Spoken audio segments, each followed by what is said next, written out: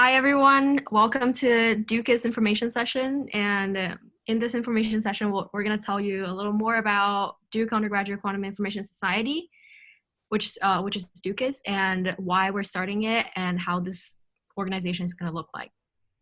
So first of all, a little bit about ourselves. So my name is Catherine Liang. I'm a rising junior, majoring in physics and minoring in math and CS. And I guess I'll tell you the story of how I got into quantum computing. When I was a high school junior, the summer of my junior year, I took a quantum mechanics class in Stanford. And immediately after that class, I got really interested in quantum computing because it's a direct application of quantum mechanics and physics in information and computation. And soon after that, I took some online classes on edX about quantum mechanics and quantum computation. And I got really interested. So freshman year at Duke, I started working on some research with quantum dots. And after that, I switched to a different lab, and I'm currently working with Professor Ken Brown, and I'm working on research on quantum control. Nora? Yeah, my name is Nora Tang, and I'm also a rising junior and majoring in computer science and math double majors. So I was a math major, and I took Professor Robert Kelderbank's abstract algebra class in my sophomore year fall. And I also took his coding theory class in the coming spring. And he was the founder of quantum error correction, basically. Like, he invented quantum error correction with Peter Shor, who's a professor at MIT and who actually invented the first quantum algorithm. And so this is kind of like the start of me entering the coding theory as well as some quantum computation, because he's also part of it. So right now I'm currently working on a research project with him in the summer. Yeah, so this is basically my experience. Okay. So next up, I want for those of you who are unfamiliar with quantum computing and what it is, here's a very nice introductory video that I want to share with you guys. It's 7 minutes long, but I hope that you guys will enjoy it.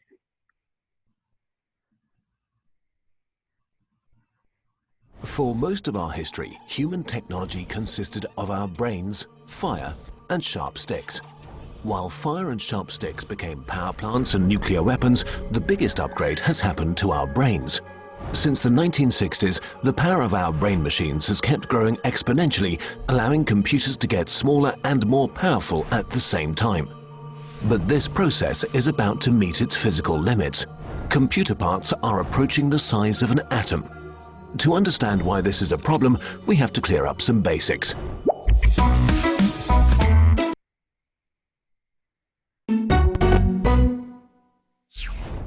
A computer is made up of very simple components doing very simple things, representing data, the means of processing it, and control mechanisms. Computer chips contain... Catherine, there's a little bit pauses. Catherine. Contain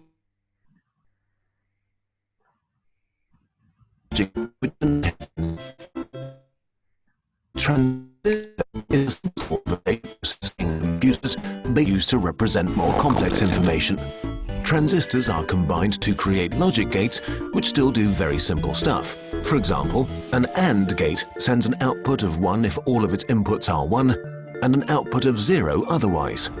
Combinations of logic gates finally form meaningful modules, say for adding 2 numbers. Once you can add, you can also multiply.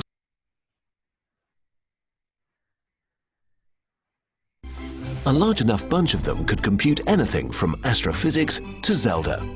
However, with parts getting tinier and tinier, quantum physics are making things tricky. In a nutshell, a transistor is just an electric switch. Electricity is electrons moving from one place to another, so a switch is a passage that can block electrons from moving in one direction. Today, a typical scale for transistors is 40 nanometers. which is about 8 times less than the HIV virus's diameter and 500 times smaller than a red blood cell's.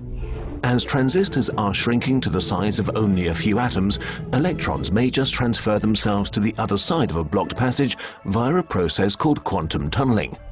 In the quantum realm, physics works quite differently from the predictable ways we're used to, and traditional computers just stop making sense. We are approaching a real physical barrier for our technological progress. To solve this problem, scientists are trying to use these unusual quantum properties to their advantage by building quantum computers. In normal computers, bits are the smallest units of information. Quantum computers use qubits, which can also be set to one of 2 values. A qubit can be any 2-level quantum system, such as a spin in a magnetic field or a single photon. 0 and 1 are this system's possible states, like the photon's horizontal or vertical polarization. In the quantum world, the qubit doesn't have to be in just one of those, it can be in any proportions of both states at once. This is called superposition. But as soon as you test its value, say by sending the photon through a filter, it has to decide to be either vertically or horizontally polarized. So as long as it's unobserved, the qubit is in a superposition of probabilities for 0 and 1, and you can't predict which it will be. But the instant you measure it, it collapses into one of the definite states. Superposition is a game changer. 4 classical bits can be in one of 2 to the power of 4 different configurations at a time. That's 16 possible combinations, out of which you can use just 1. 4 qubits in superposition, however, can be in all of those 16 combinations at once. This number grows exponentially with each extra qubit. 20 of them can already store 1,000,000 values in parallel. A really weird and unintuitive property qubits can have is entanglement, a close connection that makes each of the qubits react to a change in the other's state instantaneously, no matter how far they are apart. This means that when measuring just one entangled qubit, you can directly deduce properties of its partners without having to look. Qubit manipulation is a mind-bender as well. A normal logic gate gets a simple set of inputs and produces one definite output. A quantum gate manipulates an input of superpositions, rotates probabilities, and produces another superposition as its output. So a quantum computer sets up some qubits, applies quantum gates to entangle them and manipulate probabilities, and finally measures the outcome, collapsing superpositions to an actual sequence of zeros and ones. What this means is that you get the entire lot of calculations that are possible with your setup all done at the same time. Ultimately, you can only measure one of the results, and it will only probably be the one you want, so you may have to double-check and try again. But by cleverly exploiting superposition and entanglement, this can be exponentially more efficient than would ever be possible on a normal computer. So while quantum computers will probably not replace our home computers, in some areas they are vastly superior. One of them is database searching. To find something in a database, a normal computer may have to test every single one of its entries. Quantum algorithms need only the square root of that time, which for large databases is a huge difference. The most famous use of quantum computers is ruining IT security. Right now, your browsing, email and banking data is being kept secure by an encryption system in which you give everyone a public key to encode messages only you can decode.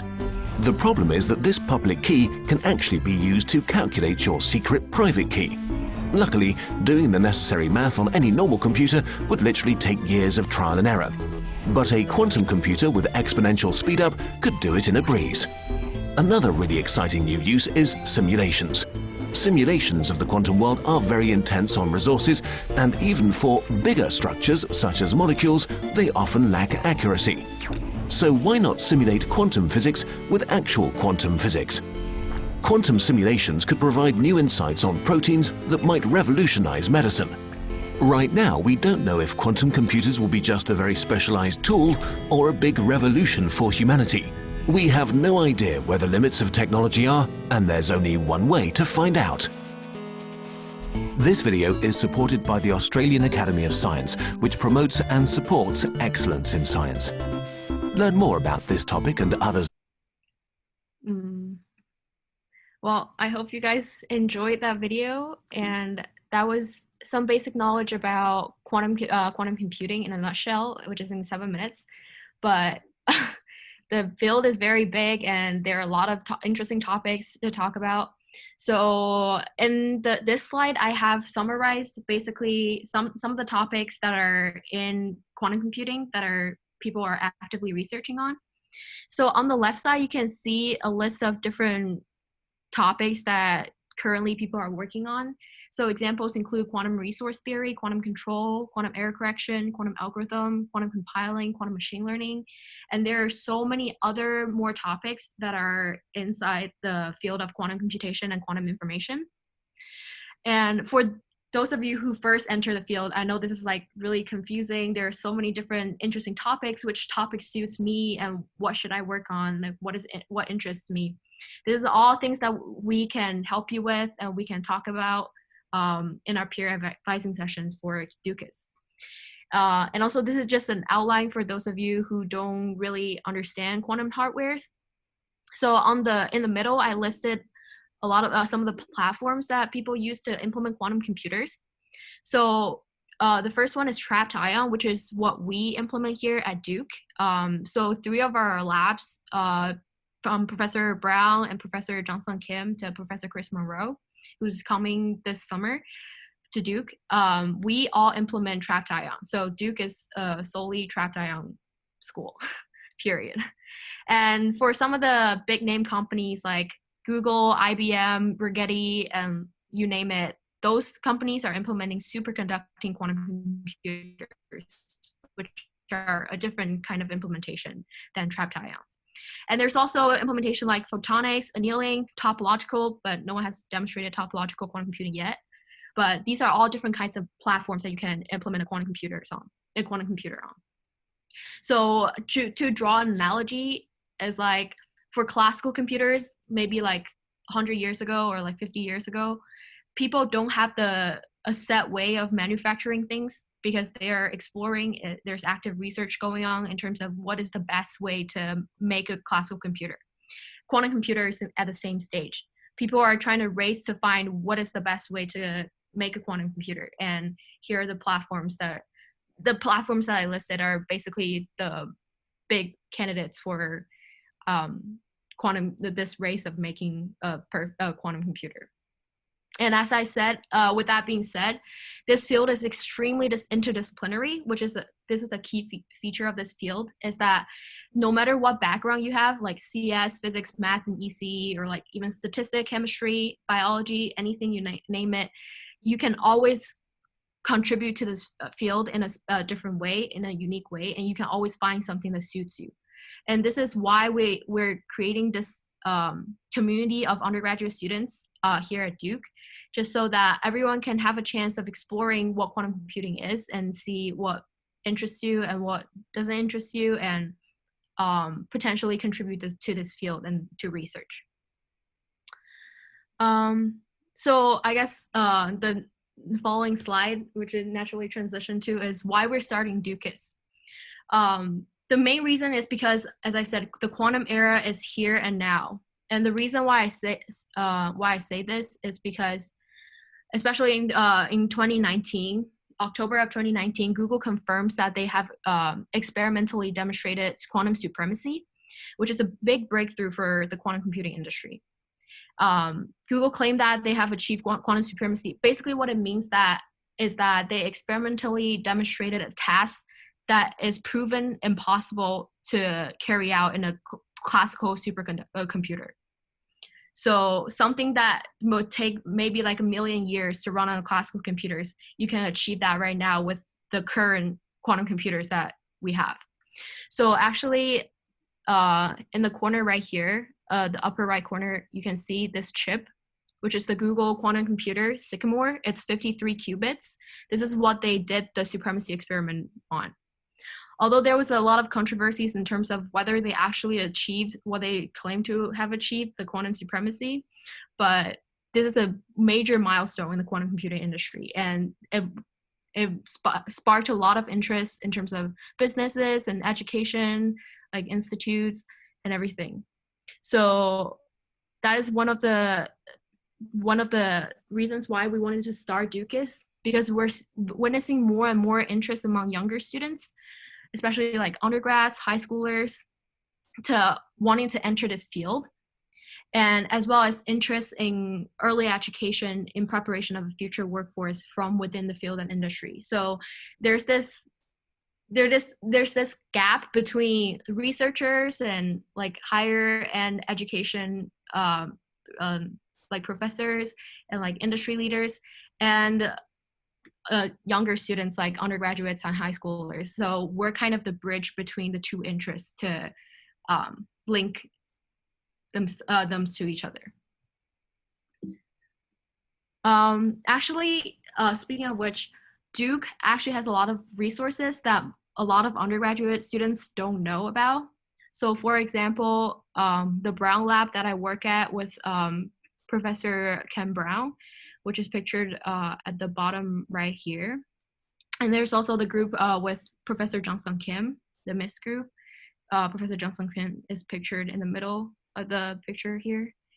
And we also have the Roads Information Initiative by Professor Robert Kelderbank, and they also have the Information Initiative also is the one that hosts like Data Plus and like Duke Machine Learning Group and stuff like that.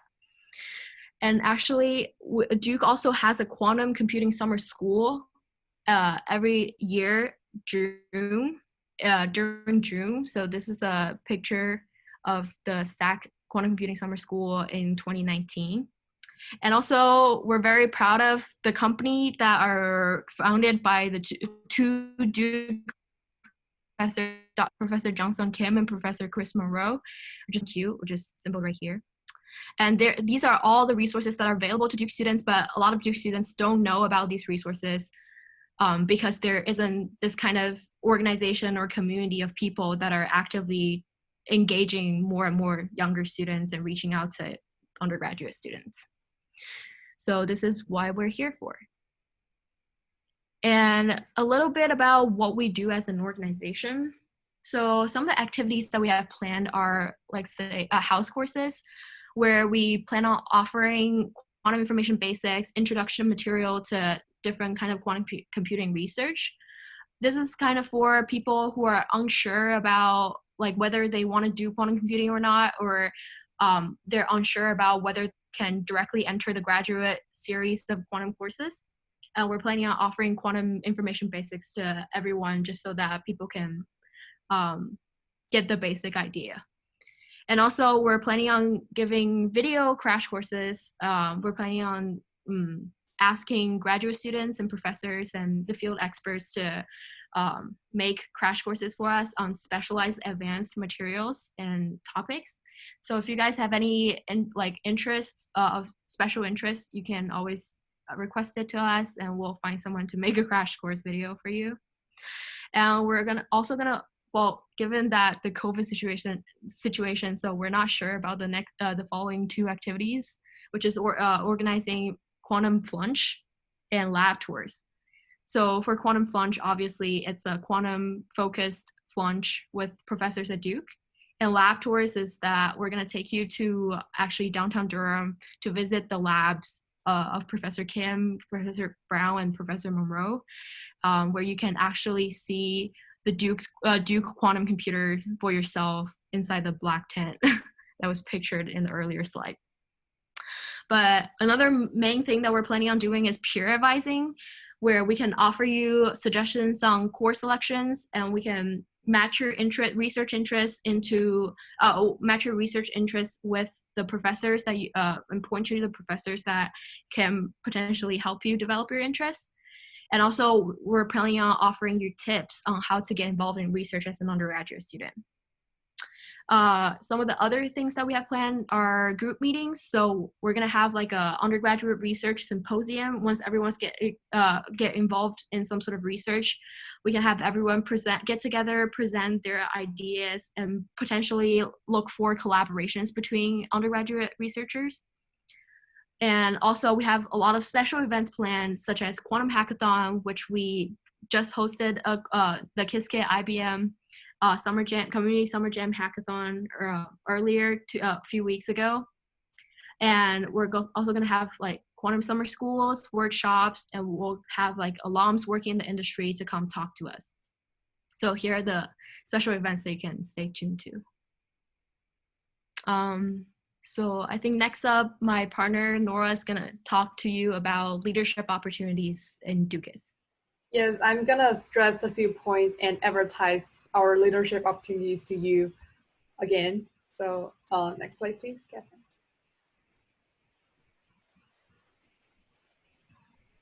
So these are the 4 positions that we want to have you right now. And our chair, internal event coordinator, external event coordinator, academic engagement chair.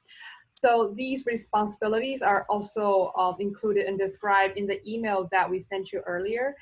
So I won't stress them in details again, but I want to stress you that one of the benefits of being a leader at DuQIS is that you can have the most direct connections with Duke's faculty in quantum informations. I mean, by most direct is compared with a member at DuQIS. So through our previous, earlier conversations with Dr. Brown by Catherine and Dr. Kelderbank through me, we have their fully support, because they were saying like the other professor would be equally enthusiastic about this club, and they believe that everyone will be really supportive, at least for Duke's faculty community. And through them, we can have a lot of connections in academia and industry, from both sides. For example, Catherine has mentioned about the STAC summer school that is happening every summer. I believe this year is the 2nd time that it happened, and usually in June. And Dr. Brown is the main instructor of this event. I believe that DuQIS can play an important part in bringing these opportunities more to the undergraduate body, not only Duke, because this is a public event, it's not exclusive to Duke. So I believe DuQIS can play a member, and as a leader, you can also join us in organizing this, because we have never done it before, and we are just a new organization. And second, and as Catherine also mentioned, that at least in the really close future, we are having a Duke alumni coming to give a guest talk who's from Cambridge. So we haven't settled any logistic or details about how to organize this guest talk, and in the future how to organize later talks. So we would like to have you to join us in organizing and starting everything from brand new. And second, in speaking of industry, you've already seen that IBM, we co-hosted the IBM QSKID Summer Jam with with NC State and UNC together. And actually, Catherine and we were interviewed by a blogger, I believe, working at IBM's QSKID blog, and because he heard that we are about to found DuQIS, so he interviewed us. And NC State, we have also had a pretty good relationship with the founder of the Quantum Club at NC State. And NC State, they have a close connection with IBM's Q Hub. It's basically about NC State. And so I believe we can have also good connections with them. And also the company belongs to, founded by Professor Johnson Kim, the IonQ. It is also a really good industry opportunities. So as a leader, you can get involved with all these connections and help to bring our opportunities to our fellow Duke undergraduate students. So we really welcome you to join us. And so all we need for you is to fill out a really short form that is also listed in the email that we sent you previously.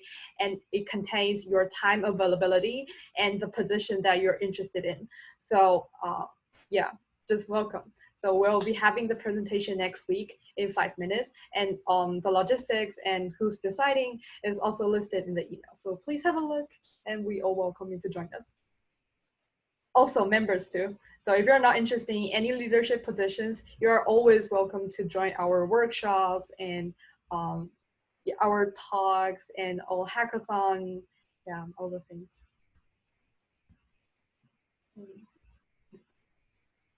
Do you want me to go through this, Catherine? Okay, so as mentioned, a lot of opportunities, not a lot of the lab tours and the next slide, please, Catherine. The lab tour and lunch with professor wouldn't be happening because of the COVID. And this sounds a little bit challenging for us as a newly founded society because we have to start everything virtually. But I believe this is a really great opportunities because we can have all our events and resources available. So we can record our house courses and we can make write-ups that can be posted on our website for future reviews and for other people to have a link to. So yes, and I believe well, my personal message for this is I believe COVID is going to be something that we should get used to, and it won't get away really like pretty soon. So I believe we have to find a way of dealing with it and just to keep up with it. And yeah, so we'll find out more opportunities regarding this. So that's all for our info session. And do you have any questions?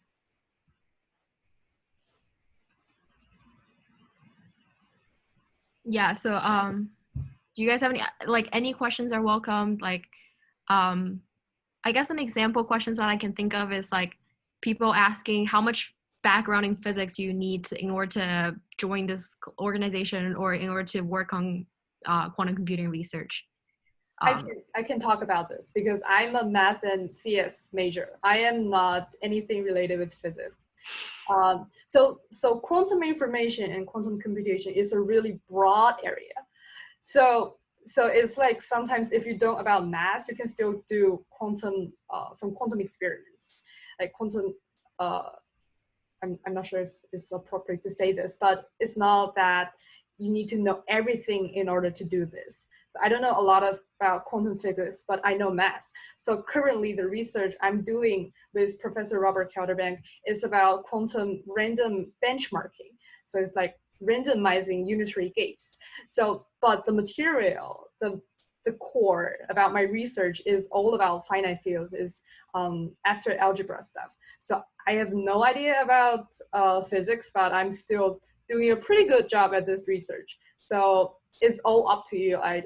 What will you be interested in? If you're interested in quantum algorithms, so we can explore all about quantum algorithm without touching anything about maybe photonics or ion trap, like things that sound really advanced to you. So it's really up to your interest. Yeah, just as a follow-up note, like I think it really depends on what kind of project that you're interested in and what background you have. Because let's say if you want to work on experimental quantum computing, right? You need something like FPGA, you need to know how that works. You need to have a lot of coding experience. You need to know like optics and stuff.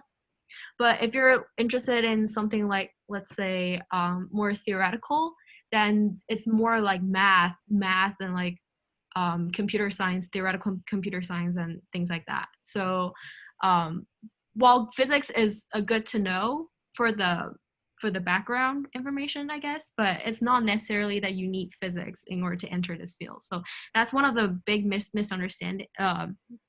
People usually misunderstand how much physics is required for you to enter quantum computing, but I think everyone here should be sufficient to work on things that interest them within this field. They can always find something that settles for them. Are there any other questions regarding to anything? Or regarding to next week's presentation, leadership for leadership?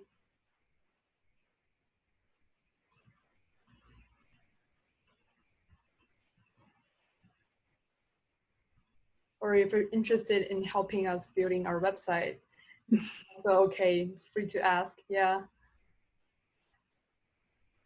How easy is it to approach one of the professors involved in the quantum initiative and begin working when the semester starts? When the semester? Well, I guess I'll answer that because I have some experiences with emailing professors. I guess it really depends on the professor. Like some professors, they're super busy. They will not get back to you unless you email them like nonstop, like 10 times or something. But some professors are very good at communication. Like the professor that I work with, Professor Brown, he's very good at communication. He will get back to you in 10 minutes. But some other professors that I've emailed before, I remember emailing one of the professors 7 times, and she finally got back to me, and she was on a sabbatical, and she was at Stanford, and it was like a mess. But usually things don't happen. Things like this don't happen a lot. But I just say be persistent, show them that you're actually interested, because a lot of undergraduates just come to the lab and then work for a day or two and then gets busy and then just stop coming to the lab. And then that's frustrating for the professors, because they actually like assign you their grad students to work with you, and that's actually annoying. Sometimes it gets annoying for grad students because too many undergraduate students can get overwhelming for the work that they're working on, and they're trying to like mentor you at the same time like working on their research. But I would say most people are very nice at Duke, and I think they all, like the professors like Johnson Kim or Ken Brown or Yuma Marvian, Robert Calderbank, they will all respond to you nicely and talk to you at least. If you want to join any of the research group, like this is a good time for you to like maybe reach out to us to see what kind of things you're interested in, and we can point you to the direction to who you should reach out to, and maybe we can help you connect with them. So my personal experience following from what Catherine said is I actually dropped from the middle. I dropped at the beginning of a research like last year in my sophomore year fall, when I was reaching out to Professor Robert Calderbank when I was taking his abstract algebra class, and he actually gave me a project, 2 research papers. He wanted me to read first, but I feel kind of intimidated, so I didn't reach out to him again. But I still took another of his class in the coming fall. So that project just dropped, and I continued on another project, and I finished a really rough starting period, and I'm really, like right now, I'm really close to the end of writing the paper right now. And so I believe, so like a lot of professors have the experience of their undergraduate student dropping in the middle, I believe, because it was so easy to drop. So as like, if you know the professor, like really know him really closely, and you're determined to do the project, it's really easy for you to have a good result, like a good research result coming out. But if you like, that depends on how well you know about the knowledge, and how confident you are. So the purpose of our club is to find you a community that can support you. The reason, like the story behind like Catherine and me building this club is I found myself kind of desperate doing research, and I reached out to Catherine saying that, oh, do we have a community that we can like support each other throughout the journey? And she said, maybe no, so we can start founding one. And that's like the really casual start of this DuQIS. So I believe, yeah, we wanted to have a community that we share each other's knowledge and share each other's confusions throughout the way to support each other. Yeah, so finish your research and get you to know more Duke's professors and faculties. Yeah. Oh, there's another question for incoming freshmen.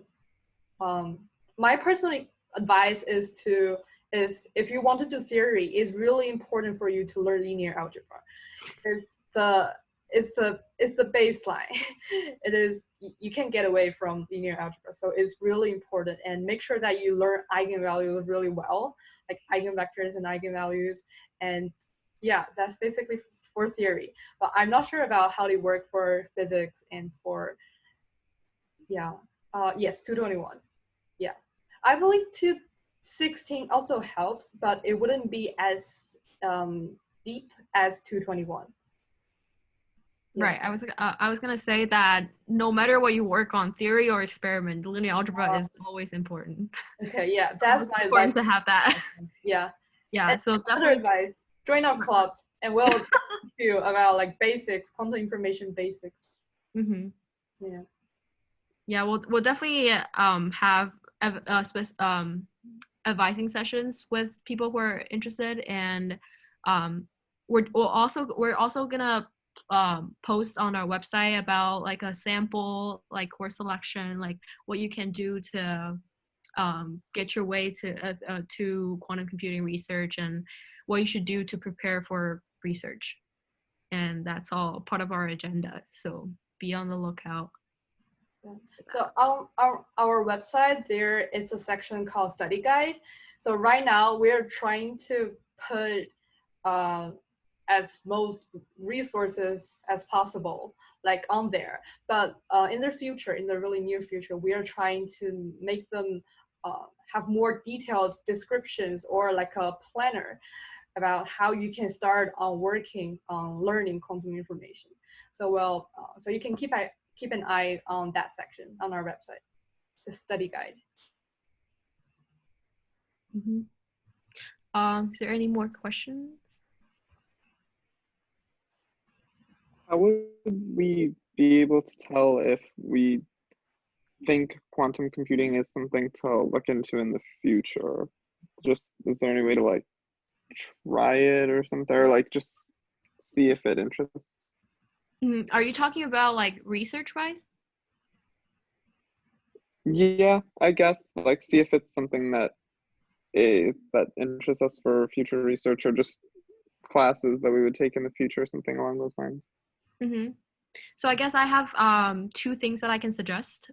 First thing is that before you dive like into the seas of notions and papers and like notations and papers and everything, I suggest that you maybe just look at like the news about quantum computing and see like what kind of dynamics it is, like that's go like what kind of things are going on in the quantum industry, because there's a lot of things happening recently, and it's it might be a good idea to look at that and see if that's something that looks appealing or sounds interesting to you. And then I would suggest that you either reach out to a professor to see if you can work on like a tiny project with them, maybe like an introductory one, something on the level of, let's say, like implementing quantum Fourier transform in Qiskit. That might sound like intimidating to you, but I think you could try out one of the small projects on your own to see if like you enjoy what aspects of it you enjoyed and what you didn't like, and see if like that's what I say, like kind of a try it out kind of thing. You can also attend our house courses and crash courses and workshops where we will have workshops about maybe like how to code in like quantum developing, how do you develop a programming a quantum compiler, a quantum assembly language, and things like that, I guess is my answer. So you can there's definitely a tons of small projects that people have done before and have worked, and you can try and see if you can re-implement that and see if you like the aspects of it. I would say is how I will approach it. My answer is kind of different in that I believe, let's say you're choosing between artificial intelligence and quantum computations as a long-term goal in your career, in your both research career or industry career. My motive will be if I believe that any of this technology can make a difference in the world in future, like which one will excite me most. I'm not choosing because I'm not choosing between their technical details. I'm choosing between their future goals and my motive in believing their power. So I think this is something that will support you in the future, because in the future you'll be dealing with those technical details and you'll get frustrated. So you'll have something to support you along the way. So that will be my answers. So which one you believe to have a stronger power, and just go with it.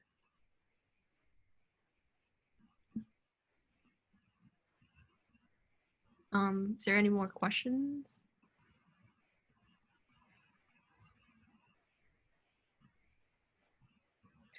Well, if you guys have more questions, you're always welcome to reach out to us through emails, and we'll soon have a Slack channel open for everyone, so you can we can talk there and exchange thoughts, and questions and comments are welcomed.